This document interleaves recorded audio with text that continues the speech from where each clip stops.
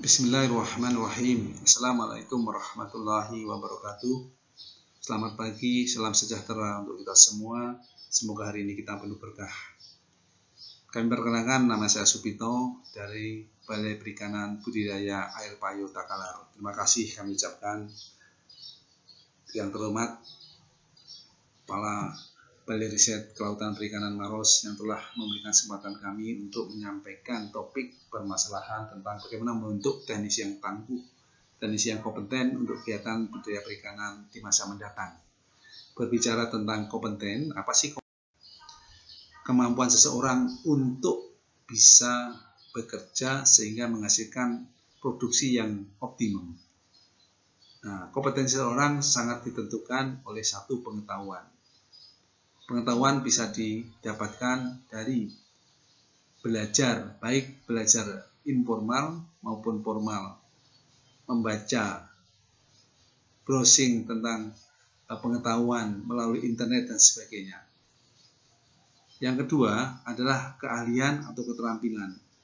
Keahlian hanya bisa didapatkan dari seorang yang mempraktekkan ilmu, pengetahuan yang dia lakukan. Jadi ini keahlian ini biasa diambil atau didapatkan karena dia sering melakukan pekerjaan, mempraktekkan ilmu pengetahuan yang dia kerjakan, sehingga semakin banyak dia sering melakukan akan meningkatkan keterampilan dan akan meningkatkan kompetensi seseorang. Sebagai gambaran adalah, ini saya contohkan bagaimana keterampilan seorang teknisi tambak pada saat kondisi oksigen drop, peralatan terbatas, maka karena dia punya pengetahuan bahwa oksigen rendah malam hari dan hanya bisa ditingkatkan dengan difusi dari udara ke air, maka dia mencoba prakteknya adalah memasang pompa sebagai aerator yang biasanya pompa itu hanya digunakan untuk menambah air. Nah, inilah salah satu ciri kompeten dari seseorang karena melihat sesuatu yang dia harus kerjakan untuk meningkatkan oksigen dalam tambak. Yang ketiga, kompetensi sangat ditentukan oleh sikap kerja atau perilaku dari seorang tersebut. Mungkin pengetahuan tinggi, keahlian tinggi, tapi dia tidak punya sikap kerja yang baik mendukung daripada kegiatan profesi tersebut, dia juga belum bisa dikatakan kompeten. Sebagai contoh, seorang tenaga analis lab. Lab perlu tenaga yang teliti, perlu tenaga yang rapi.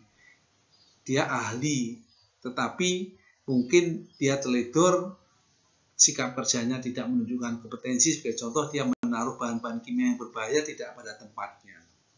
Nah, kondisi ini belum tentu atau belum bisa dikatakan dia kompeten. Sehingga kompetensi merupakan satu gabungan itu di mana ternyata keahlian, keterampilan itu menempati porsi yang sangat. Nah, untuk bisa menjadi kompeten memang harus belajar dari praktek pengetahuan yang dilakukan secara terus-menerus. Jadi tidak bisa langsung menjadi kompeten. Sebagai gambaran, ialah seorang pembalap internasional, Valentino Rossi. Dia bisa menjadi juara karena dia selalu berlatih menerapkan SOP, menerapkan standar. Sehingga andaikan dia jatuh pada saat latih seperti ini, dia masih mampu bangkit lagi. Karena dia tahu caranya, kenapa dia jatuh, sehingga dari tahu itu dia mencoba untuk tidak jatuh lagi. Nah, berbeda dengan kondisi yang di bawah ini, di mana coba bayangkan aja seorang pembalap tidak menerapkan SOP dalam latihannya.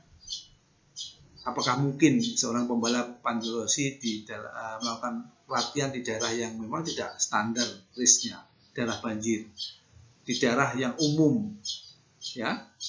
Apalagi tidak pernah belajar, setelah latihan dia tidak mengevaluasi kegiatannya, malah bermain di luar itu, maka sulit akan mendapatkan kompetensi yang tinggi. Ini gambaran bagaimana kita membentuk kompetensi yang baik di dalam kegiatan kita, terutama para teknisi budidaya di masa mendatang. Oke, kami akan menyampaikan apa sih sebenarnya keberhasilan daripada kunci penerapan teknologi budidaya. Jadi pertama yang harus kita lakukan adalah kita harus paham betul teknologi budidaya dan karakteristik lahan di mana budidaya itu akan kita lakukan. Nanti akan berkaitan dengan komoditasnya apa, tingkat teknologinya bagaimana, sangat tergantung dari sarana prasarana yang ada di lokasi itu. Sehingga ini menjadi nanti ke depannya kita bisa menghasilkan teknologi yang inovatif dan aplikatif sesuai dengan kondisi lahan, karakteristik lahan yang ada di lokasi itu. Yang kedua, kita harus belajar betul melihat sarana yang ada di sana kayak apa. Jadi sarana penunjang kita harus bermutu. Jadi pakan tersedia dengan baik, benih tersedia dengan baik, sarana lainnya, sarana aerasi dan sebagainya juga harus tersedia dengan baik yang akan disesuaikan dengan teknologinya. Mustahil kita akan bisa menerapkan teknologi kalau tidak didukung sarana yang memadai. Yang ketiga adalah tenaga teknis yang berpengalaman, yang berkompeten, dan disiplin, serta teruji. Nah, ini penting, karena apa? Yang terakhir juga ada tambahan bahwa pekerja itu harus betul-betul bisa menikmati pekerjaan. Tanpa menikmati pekerjaan, rasanya sulit teknologi akan bisa terapkan dengan baik. Secanggih apapun teknologi, kalau yang bekerja tidak menikmati pekerjaan itu akan sulit untuk meningkatkan keberhasilan. Standar yang sangat penting.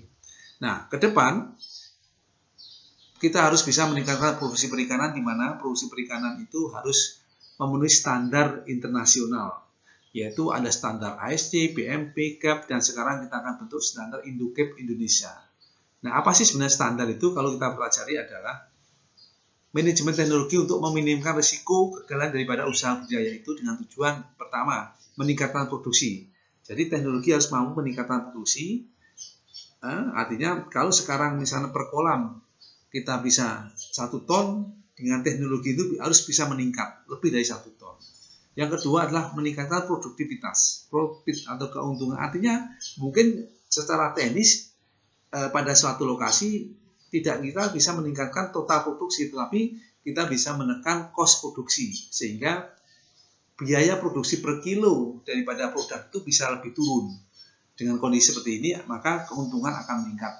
Yang ketiga adalah sesuai dengan standar internasional, maka produk kita harus berkualitas, yaitu aman pangan, safety, terus ramah lingkungan, berkelanjutan, dan secara sosial juga aman, sehingga lokasi usaha itu bisa sustainable.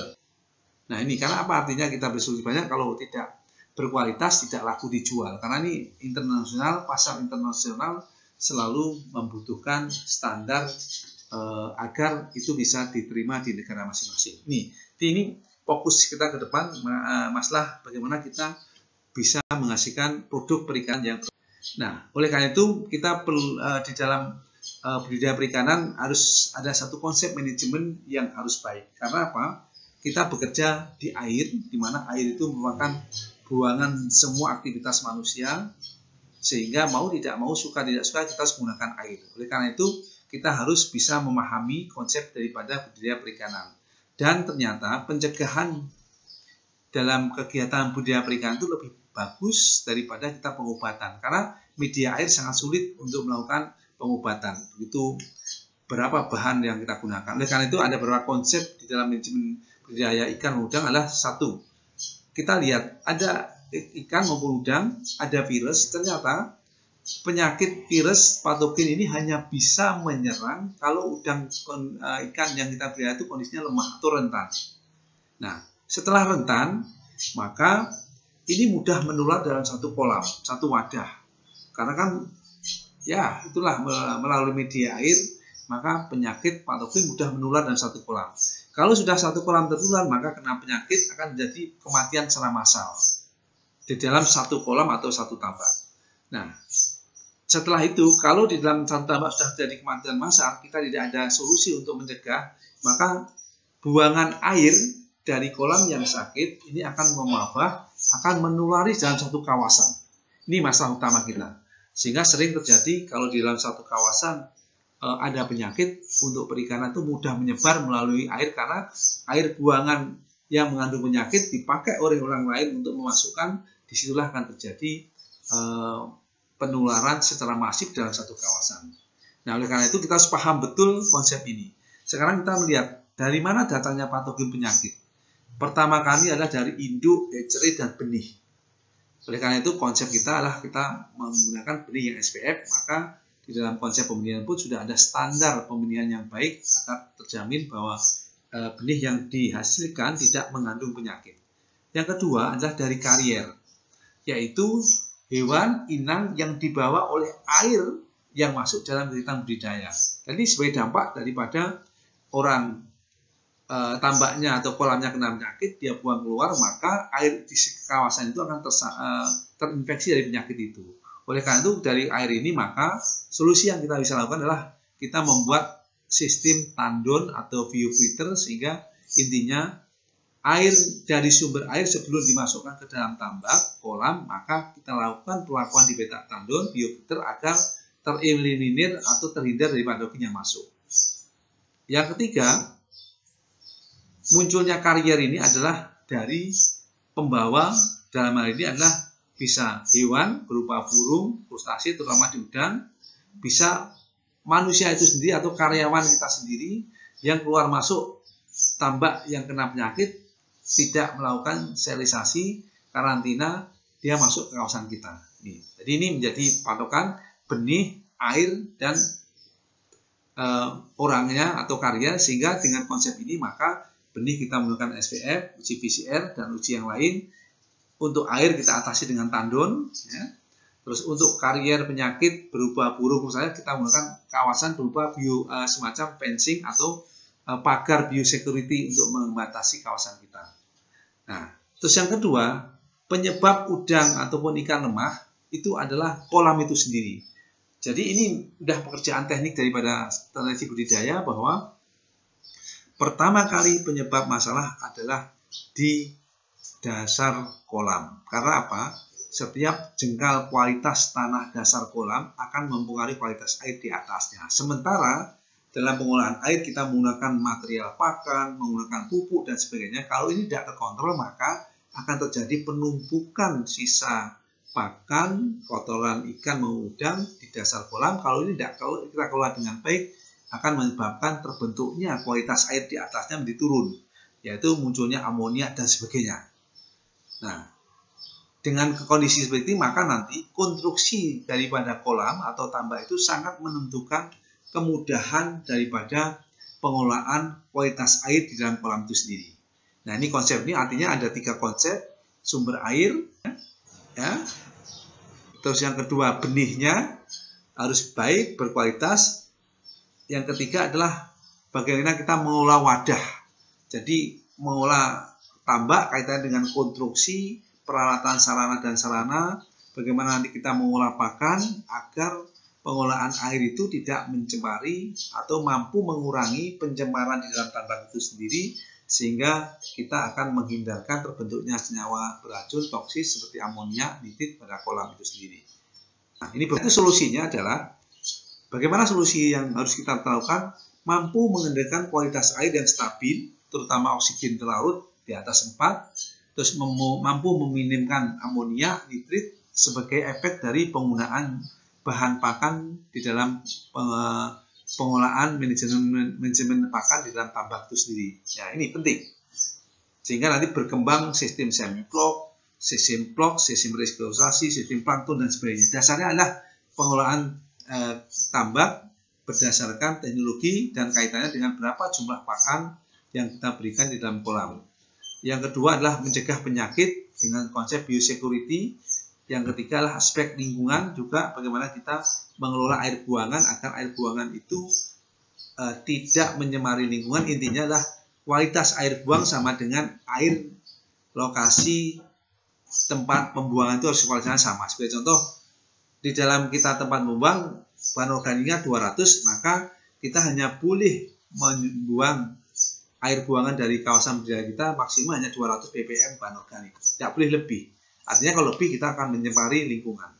Oleh karena itu perlu teknologi secara intensif dalam bentuk kawasan atau klaster dalam budidaya perikanan ke depan. Nah, dari unsur itu maka ada beberapa kunci penting yang harus kita lakukan dalam budidaya adalah 1, konstruksi harus kedap. Nanti menyangkut nanti bentuk konstruksi, luasan konstruksinya kayak apa, terus dimensi konstruksinya apa, yang intinya akan memudahkan dalam pengolahan air. Prinsip dasar dari konstruksi adalah luas konstruksi harus dipertimbangkan dengan sarana yang ada sehingga kita mampu mengelola air dalam tambak itu, semua kolom air bisa bergerak untuk mencegah terbentuknya pengendapan kotoran yang akan menghasilkan senyawa beracun seperti amonia di dalam kolam itu sendiri. Terus yang kedua, konstruksi tambak dengan kondisi tanah dasar tidak keruh ataupun tidak rusak pada saat kita menggunakan kincir. Nah, ini penting karena pada aerasi jangan sampai nanti konstruksi dasar tambak itu justru keruh karena lumpurnya teraduk-aduk. Yang ketiga adalah dasar tambak tidak mengandung senyawa toksis seperti pirit dan sebagainya. Nah, ini penting. Jadi jelas ukurannya kayak apa supaya kita intinya dengan ukuran ini kita bisa menerapkan teknologi dengan baik. Nah, gambaran saja konstruksi ke depan adalah bisa tanah, bisa pasir, ya. Ini adalah konstruksi pasir, bisa menggunakan perosemen beton, bisa menggunakan lining atau plastik. Ini monggo semua boleh digunakan, yang penting intinya kita mampu menahan air sehingga konstruksi bocor. Ini gambaran bagaimana usaha daripada teman-teman di pantai selatan dengan lahan pasir, dia mampu membuat konstruksi pasir seperti ini. Jadi pasir digali, dia menggunakan penahan untuk pematangannya nggak runtuh dengan plastik sehingga dia bisa beroperasional untuk kegiatan. Nah, yang selanjutnya di dalam menerapkan satu teknologi kita harus tahu permasalahan utama. Sebagai contoh ini saya gambarkan apa sih masalah utama di tambak tradisional. Kemudian kita di Sulawesi Selatan punya kawasan tambak tradisional yang sangat banyak, sangat luas, di Pindrang, Pangkep, semua tradisional. Ternyata masalah utama adalah oksigen yang rendah di pagi hari, terutama setelah umur 1 bulan. Maka sering terjadi kematian udang setelah 1 bulan pemeliharaan. Nah, oleh karena itu kita harus tahu penyebabnya apa masalah tradisional. Saya paham betul tradisional itu karena satu, lahannya begitu luas, sarana prasarana sangat terbatas, sehingga di dalam pengolahannya kurang maksimum. Oleh karena itu, ini menjadi target kami bagaimana kita membangkitkan udang windu di Sulawesi Selatan bersama dengan perusahaan Atina, bagaimana agar ini bisa terjadi. Nah, saat ini yang kita lakukan adalah kami menggunakan pupuk fermentasi, di mana fermentasi itu menggunakan jenis bakteri yang hanya akan mendegradasi organik di dasar kolam tanpa butuh oksigen, sehingga tidak bersaing oksigen antara bakteri dalam mengurangkan organik itu dengan oksigen yang akan digunakan oleh udang. Terus yang kedua, saya ingin melihat apa sih permasalahan juga ditambah intensif. Jadi intensifikasi harus kita lakukan, tapi kita harus paham betul konsep dari intensif ini. Ternyata dari gambaran ini, intensifikasi juga mempunyai dampak yang sangat besar apabila kita tidak kelola. Sebagai contoh adalah ternyata pakan yang kita berikan di dalam intensif itu yang kita panen hanya sedikit, 17% saja. Artinya sisanya itu akan terakumulasi di air yang akan menyebabkan terjadinya peningkatan organik. Nah, kalau sudah peningkatan organik ini dampaknya akan menyebabkan kualitas air akan menurun, oksigen rendah, terbentuknya amonia kalau kita tidak kelola dengan baik. Oleh karena itu kita harus manajemen tambak intensif, manajemen budidaya ikan intensif harus betul-betul menghitung pakan dari segi kualitas dan dari segi kuantitas sehingga tidak mencemari. Intinya adalah berikan pakan maksimum pada hewan ikan maupun udang pada saat dia butuh pakan, tapi hentikan atau kurangi pada saat dia tidak mau makan. Nah, tidak mau makan banyak faktor, ya, sehingga seperti suhu, seperti oksigen rendah, sehingga memang inilah perlunya kita selalu mengkontrol, punya data harian, saat kondisi apa ikan maupun udang kita mau makan, pada saat kondisi apa tidak mau makan. Pada saat tidak mau makan, hentikan semua pemberian. Jadi sangat penting. Nah, ke depan dari konsep ini makalah muncul beberapa teknologi intensif yang berkembang, yaitu diantaranya teknologi bioflok, semi-flok, dan sebagainya. Saya gambarkan prinsipnya gini aja. Teknologi ke depan adalah bagaimana teknologi itu mampu mengurangi atau mencegah terbentuknya senyawa beracun seperti amonia, nitrit akibat pemberian pakan yang kita masukkan ke dalam kolam. Ini prinsip dasarnya. Sehingga muncullah konsep plok, yaitu kita memanfaatkan bakteri probiotik sebagai pengurai agar dia bisa menguraikan dengan cepat sisa pakan maupun kotoran ikan maupun udang dalam kolam itu sehingga tidak sempat terbentuk amonia. Ini kita punya data yang menarik, walaupun bahan organik tinggi sampai 300 tetapi amonia adalah 0. Nitritnya adalah sangat rendah karena proses kerja ini. Nah ini ya, sehingga nanti akan berkembang bagaimana supaya kita bisa mempertahankan bakteri itu bisa bertahan di dalam kolam dengan menghitung CN rasio, artinya memang bakterinya akan bekerja apabila dia mempunyai komposisi media yang CN rasionya seimbang di atas 16 sampai sekitar 20-25. Nah oleh karena itu ini akan panjang. Kita harus mempertahankan itu, di mana prinsipnya adalah semakin banyak pakan yang masuk, apalagi pakan yang mengandung protein tinggi, maka keseimbangan nitrogen akan meningkat sehingga tidak imbang lagi. Kita perlu menambah karbon agar seimbang. Dengan penambahan karbon yang seimbang itu, maka bakteri akan berkembang untuk melakukan proses perombakan senyawa organik sisa pakan maupun kotoran ikan maupun udang sehingga tidak terbentuk amonia yang bisa meracuni ikan itu. Ya. Terus yang selanjutnya ke depan adalah konsep polikultur. Jadi konsep polikultur ini adalah kita memanfaatkan seluruh kesuburan daripada lahan atau kolam itu sendiri, yaitu konsep IMTA, Integrated Multitropic Level Aquaculture. Jadi ini ke depan khusus lahan-lahan yang memang kesuburannya berlebih, kita akan mencoba, dan ini sudah kita lakukan adalah memanfaatkan semua kesuburan itu.